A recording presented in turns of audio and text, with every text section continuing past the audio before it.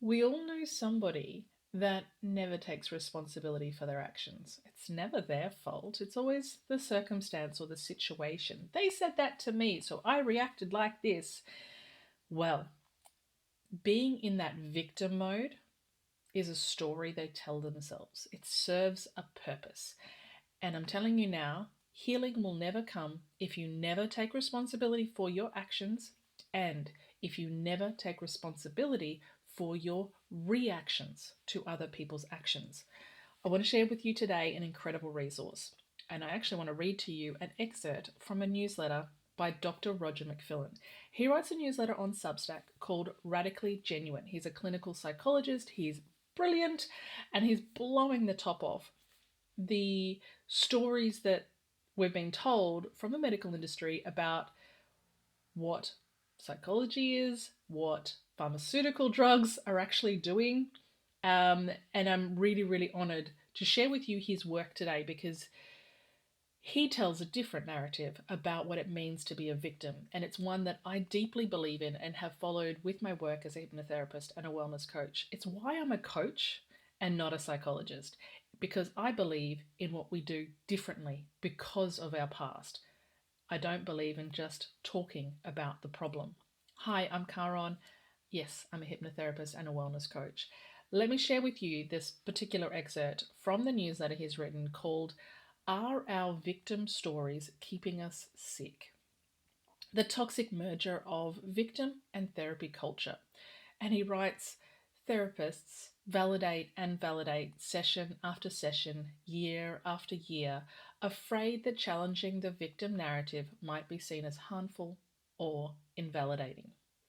Even when they dig into childhood looking for root causes, they often just find an earlier version of the same victim story, as if identifying your mother as the original perpetrator somehow resolves the pattern rather than just extending it backwards. I hear of clients who spend 5, 10 years in therapy telling the same story of victimization with only minor variations, first about their spouse, then about their boss, then about their childhood, then back to their spouse. The therapist nods along, both parties trapped in an endless loop, mistaking the exhaustive archaeology of wounds for actual healing. The therapeutic process itself becomes the problem, each session reinforcing neural pathways of helplessness. Each, how did that make you feel? Deepening the identification with woundedness. These therapists, marinated in a culture that rewards victimhood with attention and treats accountability as victim blaming, don't even realize that they're keeping their clients stuck.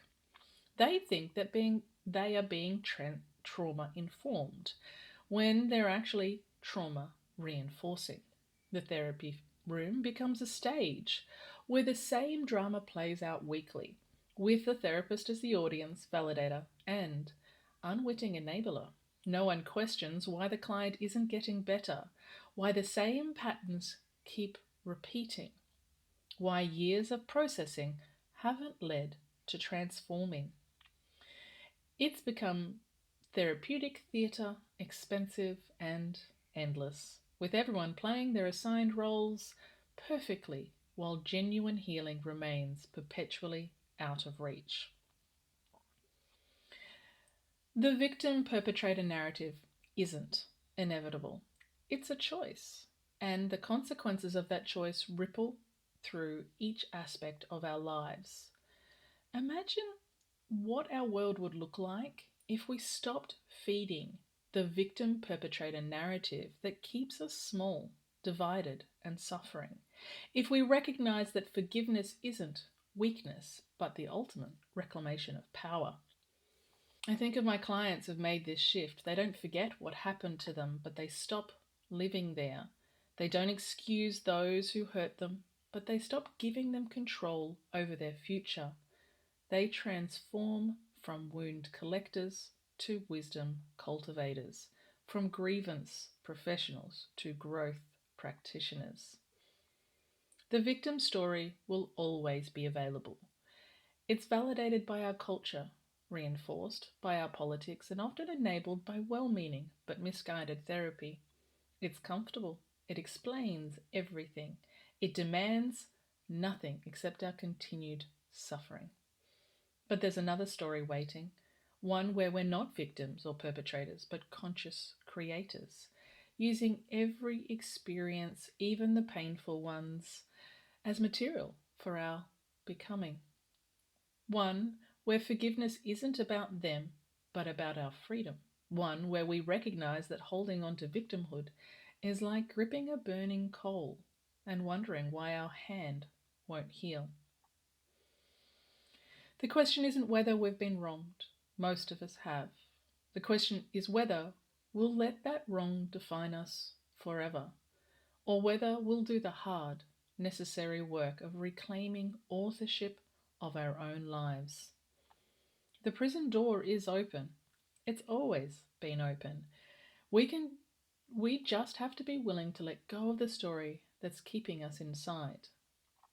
We can actively resist the narratives that keep us sick and dependent, and we will.